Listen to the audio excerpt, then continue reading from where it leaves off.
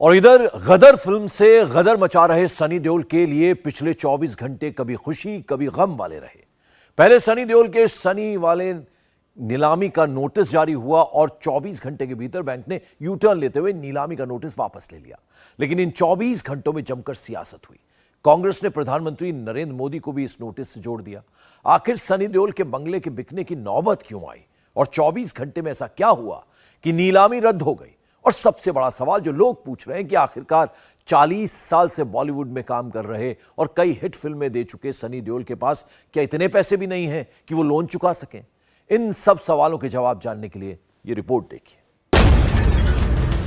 Real life में सनी देओल ने मचाया गदर, रियल लाइफ में सनी विला पर मचा गदर।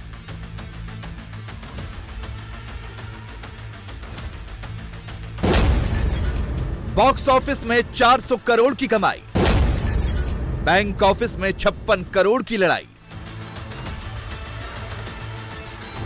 सनी देओल आजकल हर तरफ छाए हुए हैं। उनकी फिल्म गदर बॉक्स ऑफिस पर कमाई के सारे रिकॉर्ड तोड़ रही है। अपनी रिलीज के 10वें दिन गदर 2 ने करीब 40 करोड़ रुपए का कलेक्शन किया और ऐसा अभी तक कोई नहीं कर पाया है। लेकिन इसी दिन एक ऐसी खबर आई जिसने रंग में भंग डाल दिया और यह खबर थी सनी देओल के बंगले की नीलामी की। 20 अगस्त को मुंबई के अखबारों में बैंक ऑफ बड़ौदा की तरफ से एक नोटिस छपवाया गया था। इस नोटिस में लिखा था कि अजय सिंह देओल यानी सनी देओल पर करीब 56 करोड़ रुपए बकाया है और इस बकाये की वसूली के लिए सनी विला की नीलामी की जाएगी। ऑक्शन के लिए तारीख भी तय कर दी गई थी। तारीख थी 25 सितंबर 2023। लेकिन सवाल यह है कि आखिर सनी देओल ने सनी विला को गिरवी क्यों रखा था? इस सवाल का जवाब जानने के लिए आपको 7 साल पीछे जाना होगा। वो साल था 2016। इस साल सनी देओल की फिल्म घायल वंस अगेन रिलीज हुई थी, जो 1990 में रिलीज हुई उनकी फिल्म घायल की रीमेक थी। सनी देओल घायल वंस अगेन के प्रोड्यूसर, डायरेक्टर, राइटर और एक्टर सब कुछ थे। क्योंकि 2001 में आई गदर के बाद सनी देओल की कोई फिल्म हिट नहीं हुई थी, इसलिए उनकी फिल्मों पर पैसा लगाने को फाइनेंसर तैयार नहीं थे। ऐसे में सनी देओल ने फाइनेंसर से लोन लेकर फिल्म बनाई, लेकिन घायल वंस अगेन फ्लॉप हो गई। घायल वंस अगेन को बनाने में करीब 50 करोड़ रुपए खर्च हुए, लेकिन इसका world wide life time collection सिर्फ 45 करोड़ रुपए रहा। डिस्ट्रीब्यूशन और एग्जीबिशन का खर्चा निकाल दें तो सनी देओल को सिर्फ 22 करोड़ रुपए मिले, यानी 28 करोड़ का घाटा। ऐसे में फाइनेंसर्स के पैसे वापस करने के लिए सनी देओल ने बैंक ऑफ बड़ौदा से लोन लिया, सनी विला को गिरवी रखा और गारंटर के तौर पर बॉबी देओल और धर्मेंद्र का नाम दिया। बकाये की रकम करीब 56 करोड़ रुपए हो गई थी। इसी बकाये की वसूली के लिए बैंक ऑफ बड़ौदा की रिकवरी ब्रांच ने 20 अगस्त को अखबार में विज्ञापन देकर सनी विला की नीलामी का नोटिस दिया।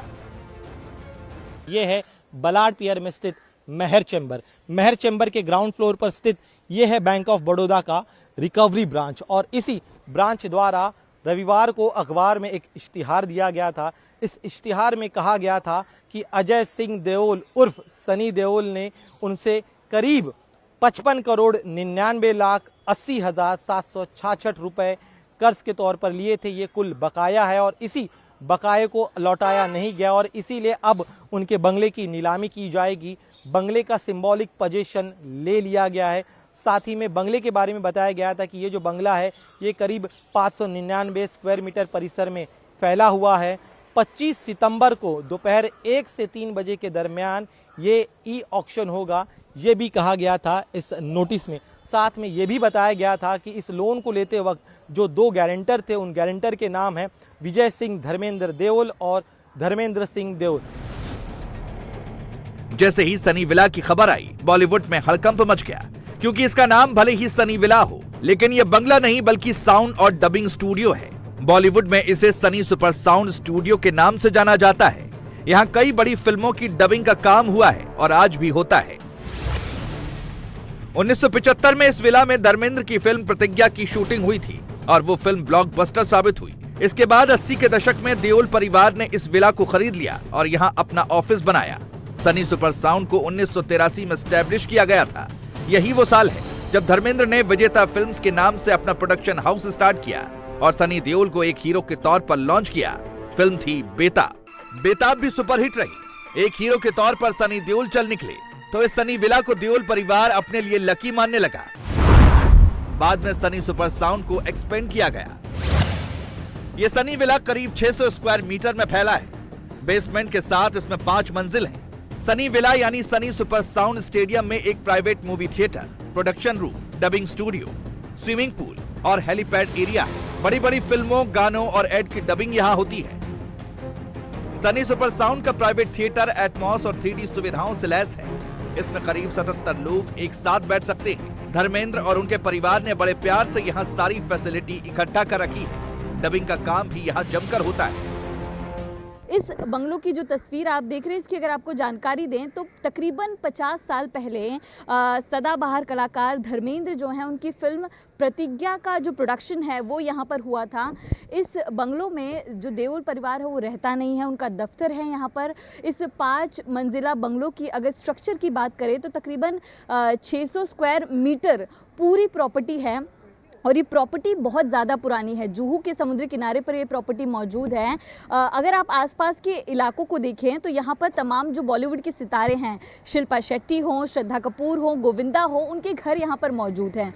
तो ऐसे में 5 मंजिला इस बंगलों में बेसमेंट है। बेसमेंट के साथ साथ तकरीबन 3-3.5 मंजिल की हाइट का एक थिएटर मौजूद है जहां पर तमाम फिल्मों की प्राइवेट स्क्रीनिंग होती है। प्राइवेट स्क्रीनिंग यहां पर इसलिए होती है क्योंकि जो एक्टर्स हैं वो फिल्में देखने के लिए कंफर्टेबल आमतौर पर थिएटर्स में नहीं होते हैं, वहां आम जनता की भीड़ होती है। तो यहाँ पर उनकी तरफ से स्क्रीन जो है वो थिएटर मौजूद है जिसका एक आयोजन किया जाता है।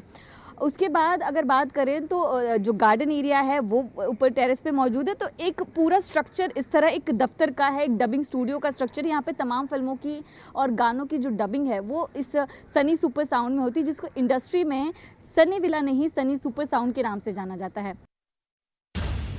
जाहिर है जब इस आइकॉनिक डबिंग स्टूडियो की नीलामी की खबर आई तो हर कोई हैरान रह गया, लेकिन उससे ज्यादा हैरानी तब हुई जब बैंक ऑफ बड़ौदा ने सनी विला की नीलामी के अपने नोटिस को वापस ले लिया।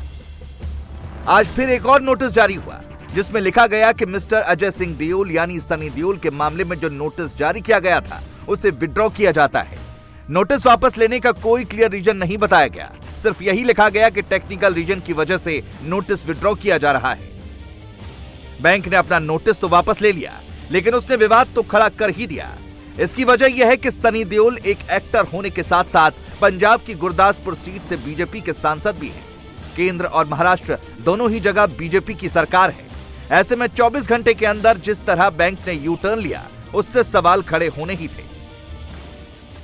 इस इश्तिहार के सार्वजनिक होने के बाद महज 24 घंटे के भीतर ही इस नोटिस को पीछे ले लिया गया और अब बैंक की तरफ से कहा गया है कि जो 19 तारीख को उन्होंने ई ऑक्शन का नोटिस जारी किया था उसे विड्रॉ कर लिया गया है। और यही वजह कि अब तमाम विपक्षी दल इस मुद्दे को उठा रहे हैं कि आखिर क्या वजह हुई कि भाजपा के एक सांसद को बंगले को नीलाम करने को लेकर एक नोटिस जारी किया गया था, उस नोटिस को विड्रॉ कर लिया गया। तो सवाल लगातार विपक्ष द्वारा पूछा जा रहा है, अब बैंक पर है कि वो बैंक आखिर साफ करे कि वो तकनीकी वजह क्या थी जिसके चलते उन्होंने इस नोटिस को महज 24 घंटे के भीतर ही विड्रॉ कर लिया।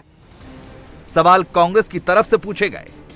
कांग्रेस के राज्यसभा सांसद जयराम रमेश ने कहा कि जिस टेक्निकल रीजन की वजह से ये नीलामी रद्द की गई है उस टेक्निकल रीजन को किसने ट्रिगर किया।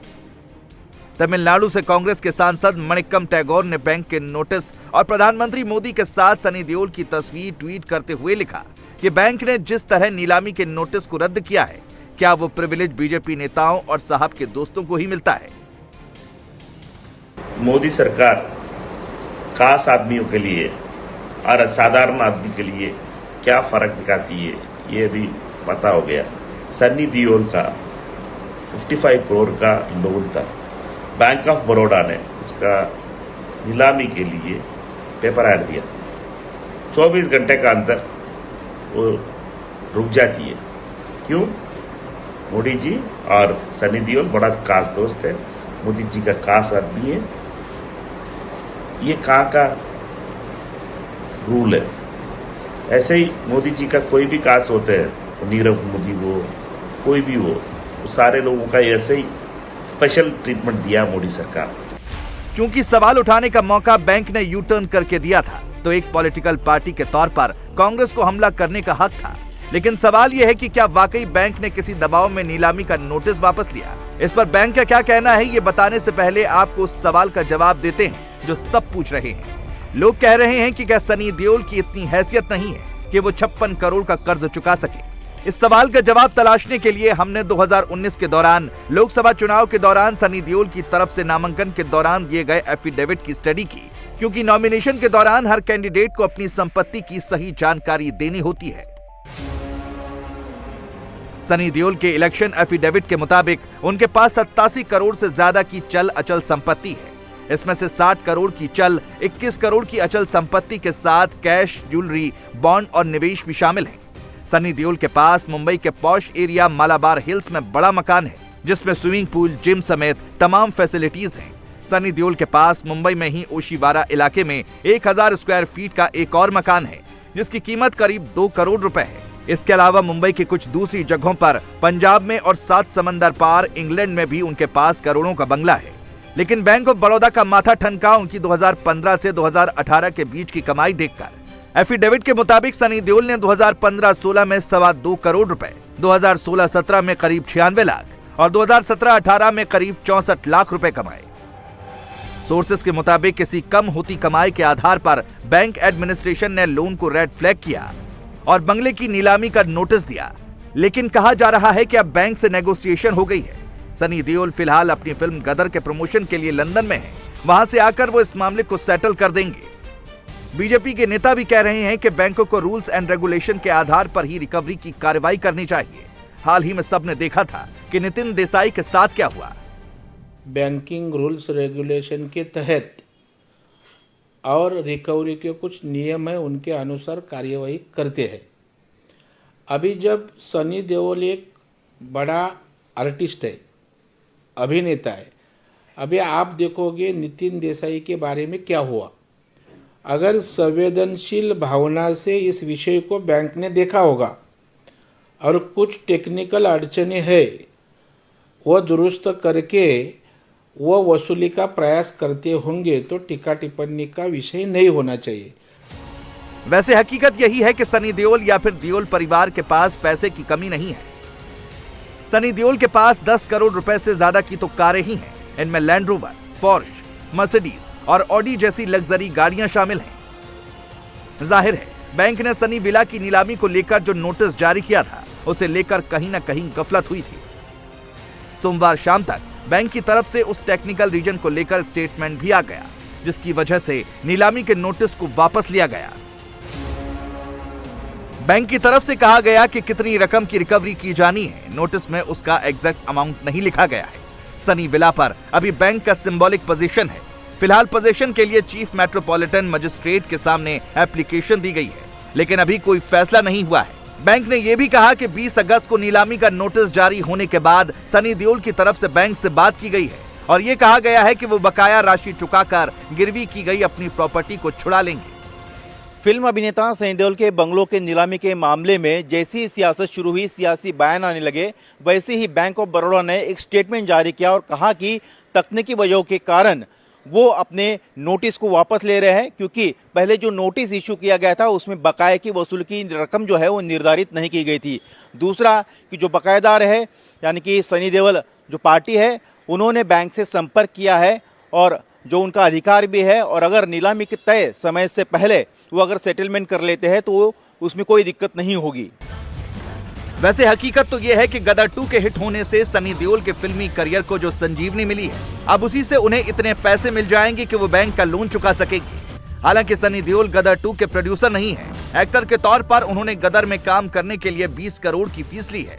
लेकिन बॉलीवुड में आमतौर पर यह होता है कि अगर फिल्म उम्मीद से ज्यादा हिट हो जाए तो फिर प्रोड्यूसर अपने प्रॉफिट से कुछ शेयर हीरो को दे देता है, और गदर 2 तो सनी देओल के नाम पर ही इतनी जबरदस्त हिट हुई है। इसके अलावा सनी देओल कई नई फिल्में साइन कर रहे हैं। अभी उनका मार्केट हॉट है। जाहिर है उन्हें मुंह मांगी फीस मिलेगी, जिससे वो अपना लोन आसानी से चुका लेंगे। इंडिया टीवी हर वक्त हर जगह डाउनलोड करने के लिए सर्च करें India TV news Google play store या ऐप स्टोर पर।